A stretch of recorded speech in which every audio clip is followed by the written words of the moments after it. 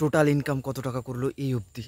তুফান, এখন আমরা এটা নিয়ে কথা বলবো যে তুফান সিনেমার টোটাল আয় এবং লোকেশন দেখতে পাচ্ছেন কাশবাগান, মাঝখানে আমি। এবং তুফান কি আদৌ প্রিয়তমার যে কালেকশন ওটা কি ব্রেক করে দিয়েছে বা এখন অবধি এটার কালেকশন, তো এটা নিয়ে আমরা এখন কথা বলবো। খুবই স্পেশাল একটি ভিডিও হতে যাচ্ছে। ভিডিওটি স্টার্ট করার আগে আপনাদের কাছে ছোট্ট একটা অনুরোধ, ফিল্ম স্পাই চ্যানেলটিতে নতুন হলে ডেফিনেটলি সাবস্ক্রাইব করবেন, বেল আইকনে ক্লিক, লাইক কমেন্ট শেয়ার জানিয়ে দেবেন আপনাদের মূল্যবান মতামত।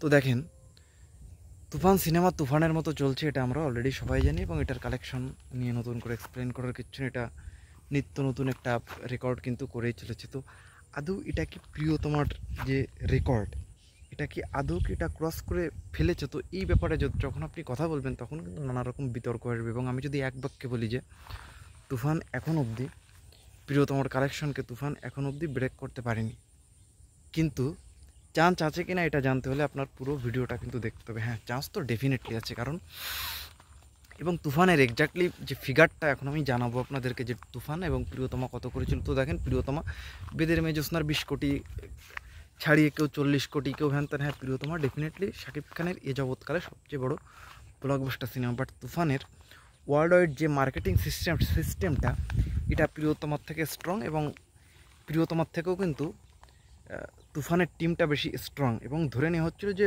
প্রেডিক্ট করা হচ্ছিল যে তুফান তো ডেফিনেটলি বড় মাপের কোনো সাকসেসফুল দেওয়া ফিল্ম হবে। এবং প্রিয়তমা কিন্তু ছিল একটা আনপ্রেডিক্টেবল বড় সাকসেসফুল সিনেমা, কারণ রাষ্ট্রপতির ছেলে, উনি আসলে সিনেমা লাইনে না, বা সিনেমা সম্পর্কে তার ফিলোসফিও ওরকম না। বাট ওটা ছিল একটা আনপ্রেডিক্টেবল ওই লেভেলের বিজনেস, একটা নন মাস শাকিব খানের সিনেমা। এবং যেখানে দাঁড়িয়ে আসলে শাকিব খানের বহুদিন কোনো সিনেমা ওরকমভাবে সেই রকম চলছিল না। তো সেখানে দাঁড়িয়ে এই সিনেমাটা কিন্তু ডেফিনেটলি একটা একটা অন্যরকম ব্যাপার যে এই সিনেমাটার বিজনেস। তো এটা ইউনিভার্সাল ট্রুথ এবং এটা আপনাদের মানতেই হবে। তো আর তুফানের কথা যদি আমি বলি, এটার কিন্তু টিম একদম সাজানো গোছানো, যেখানে চরকি রয়েছে, যেখানে আলফা আই রয়েছে, যেখানে শাকিব খানের মতো ব্র্যান্ড, রায়হান রাফির মতো ডিরেক্টর। রায়হান রাফি যে লেভেলের ডিরেক্টর, ডেফিনেটলি ওই লেভেলের ডিরেক্টর কিন্তু আরশাদ আদনানের যিনি ডিরেক্টর ছিল ওই লোক না।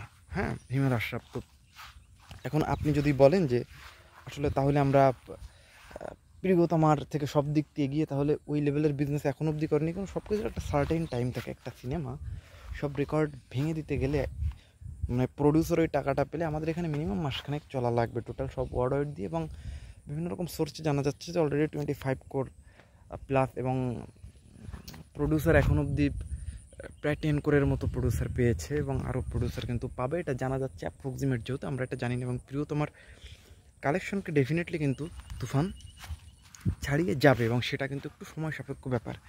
চাইলে আজকে কিন্তু যে কোনো সময়, যে কোনো মুহূর্তে কিন্তু আসলে প্রিয়তমার যে রেকর্ড এটা কিন্তু আসলে ব্রেক করতে পারবে না। এটা একটু সময় লাগবে, কারণ প্রিয়তমা একটা ম্যাসিভ হিট, প্রিয়তমা একটা কোন লেভেলের বড় ব্লকবাস্টার এটা আমরা সবাই জানি।